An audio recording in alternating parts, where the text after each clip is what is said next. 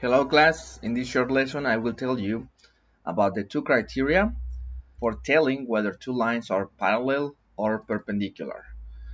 This criteria is completely algebraic, okay? And here they are. This is the first criteria and the second criteria. So let's read.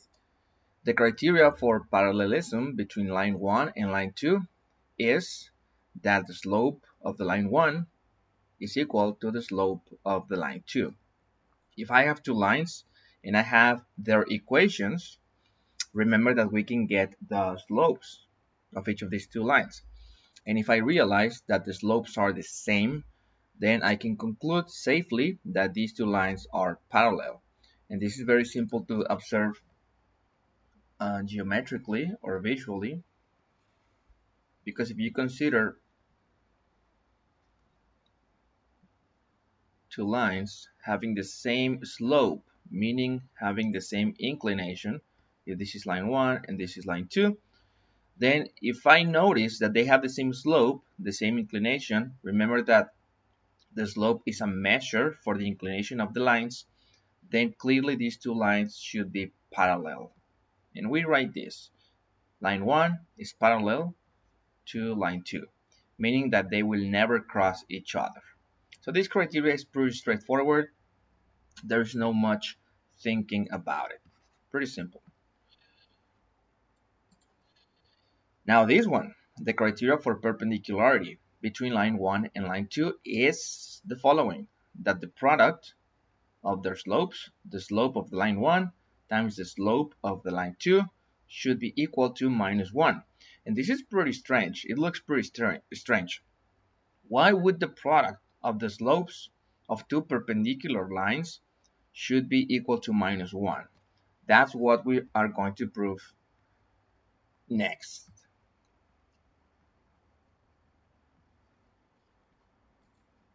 So let's see, guys. This is, I guess, a long demonstration in a way. So it contains two big steps, and each of those steps contains on their own some more intermediate steps. So pay a lot of attention, try to understand every single piece of reasoning in this demonstration. Stop it as many times as you can, pause it, and think about the steps that I'm taking. Try to ask yourself whether you understood every single piece of reasoning that I told you. So here we go. And please, by the way, you must have in mind all of the things that we have been talking about similar triangles, right? Like what are they? What are similar triangles? The proportions that we can construct when we have two similar triangles. Remember that thing? Like this side is to this side, as this side is to this side, and many other types of proportions. Have that in mind too. And finally, the result that we obtained in the last lesson, that when you have a right triangle and when you draw the height going from the right vertex towards the base, like so, the hypotenuse is in this case the base of this triangle, right? Then we are going to be producing two triangles, this one and this one, and they happen to be similar. They will be similar triangles. And what are the equal angles? The equal angles are these. This angle is equal to this angle, and this angle is equal to this angle. Those are these are known as the corresponding angles. This corresponds to this, and this angle corresponds to this one. And clearly the other angle is also the same, right? Because they are right angles, and all right angles are equivalent. So please remember these three pieces of information, because we're gonna need all three in order to produce this demonstration. You see, that's the reason why we've been talking about triangles and similarity and proportions. That's the reason, guys. That's the reason. It's kind of like a build-up. It's a build-up for this demonstration. Without these things, we cannot demonstrate this criteria. Okay, so here we go. As you can see here, we have a Cartesian plane. And then we have a blue line and I think it's a gray one. And let me label this as line 1 and line 2. There you go. And line 1 is perpendicular to line 2. That's the way you write it symbolically. With this little thing here, line 1 is perpendicular to line 2. That's how you do it. So we know this, guys. We know that they are perpendicular. And what I'm going to prove to you is that if I know that this is true, if I know that they are perpendicular, if I know that this is true, then the slope of the line 1 times the slope of the line 2 will be equal to -1. This is what I'm going to demonstrate to you. You see, in here, I'm writing a theorem in a highly condensed, highly economical way with just symbols. Every symbol in here means something. So let's see, guys. Step number 1, analysis of proportions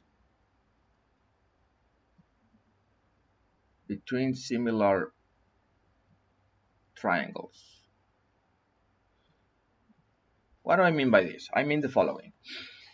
We require this construction. If you see line 1 and line 2 intersect at this point, and what I'm going to do is this. I'm going to draw a horizontal line going through that point.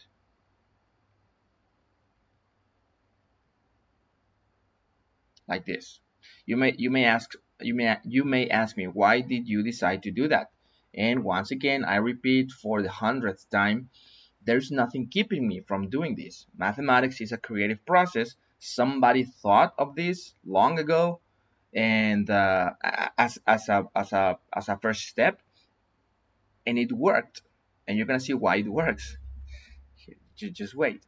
So this is a horizontal line going through this point of intersection, and now I'm gonna draw a vertical line more or less over here. It can be done in any region in this after the intersection point. Any region. I can draw it here or here or here. It doesn't matter.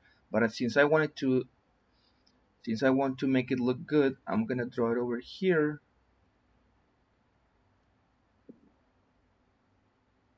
That's it. So horizontal line and vertical line. These are lines completely drawn by the person that first demonstrated this theorem.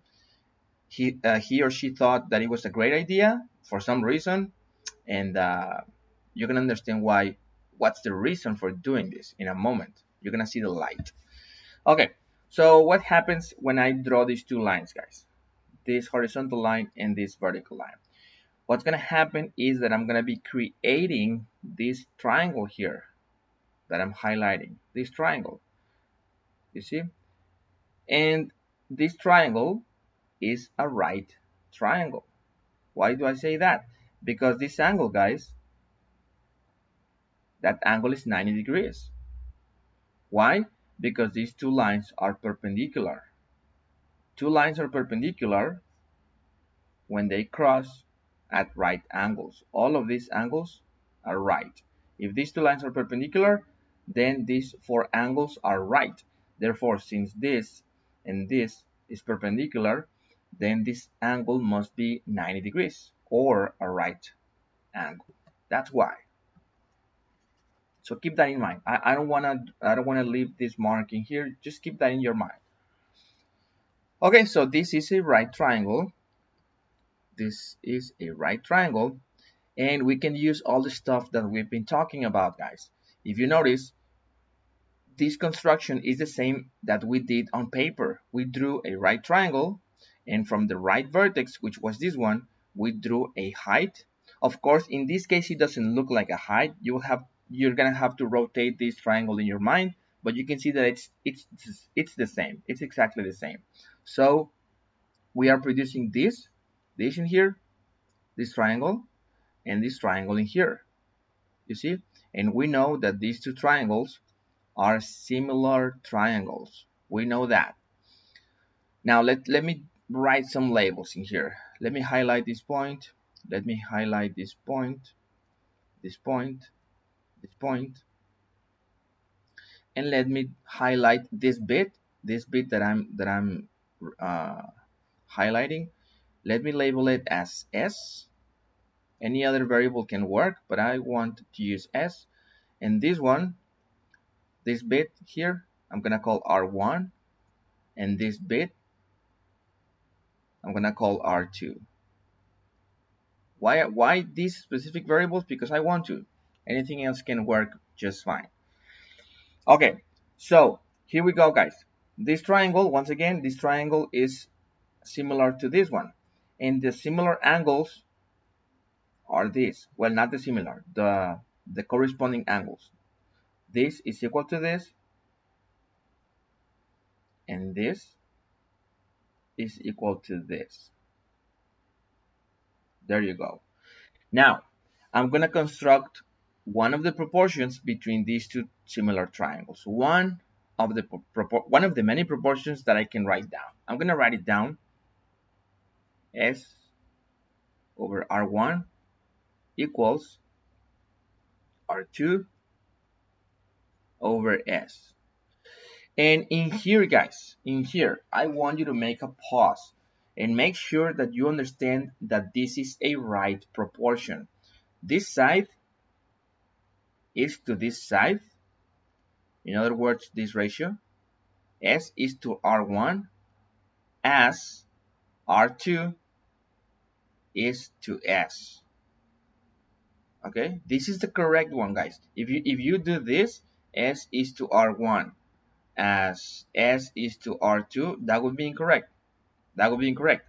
Now, what I'm going to ask from you is to understand why this is the correct proportion by manipulating the triangles. Okay, manipulate them geometrically, make some rotations, etc., and understand why this is the right proportion to write. Okay, so I want you to do that. I want you to make sure. Okay, now that I have written this, let me do simple algebraic manipulation.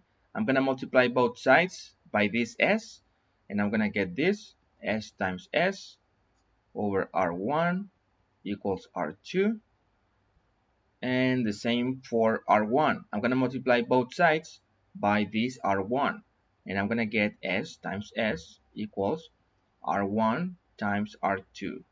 Let me erase this little point here. And as you can see, this is the same as S squared equals R1 R2. And keep this in here, guys. Frame it. This is a partial result, and just frame it. Just frame it. We're gonna keep this on cold ice, and we're gonna get at it later. Okay. Second step, second flow of information. It's the following: the analysis of the slopes. Analysis of slopes of the similar triangles.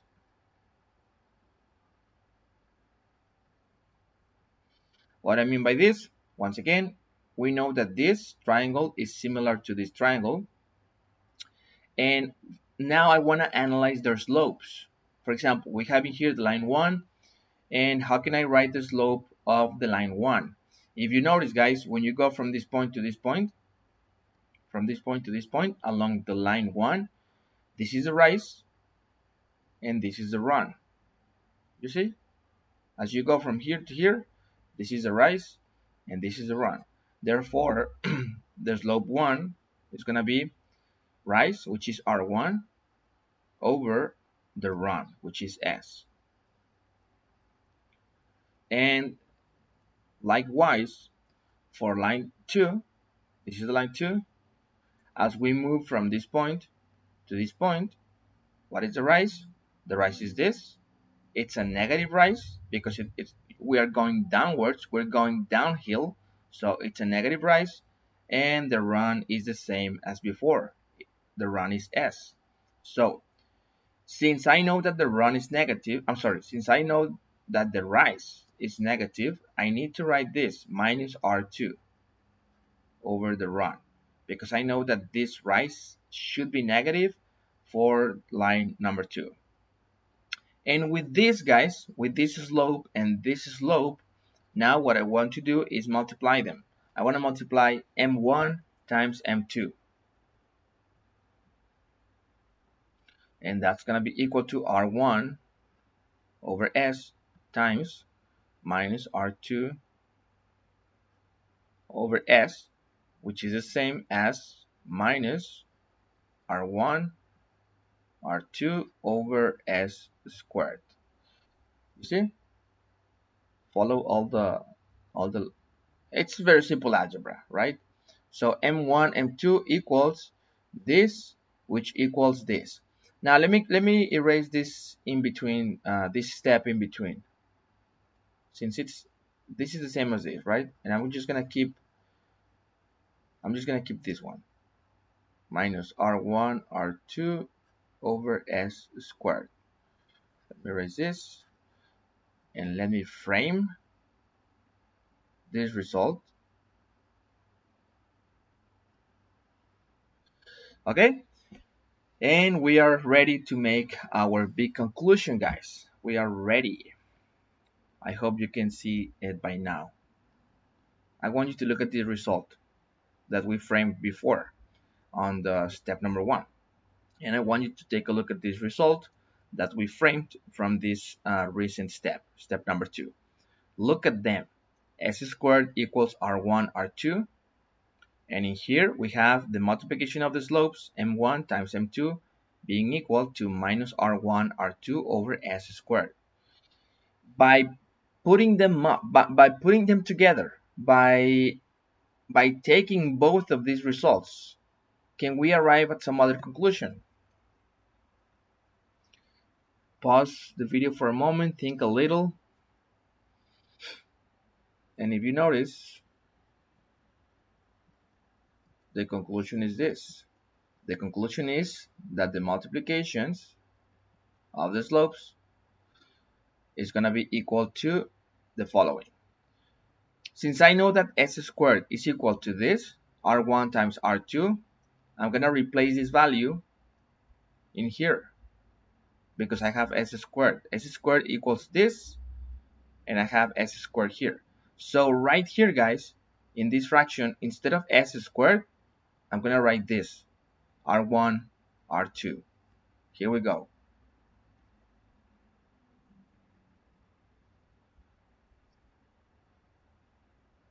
There you go.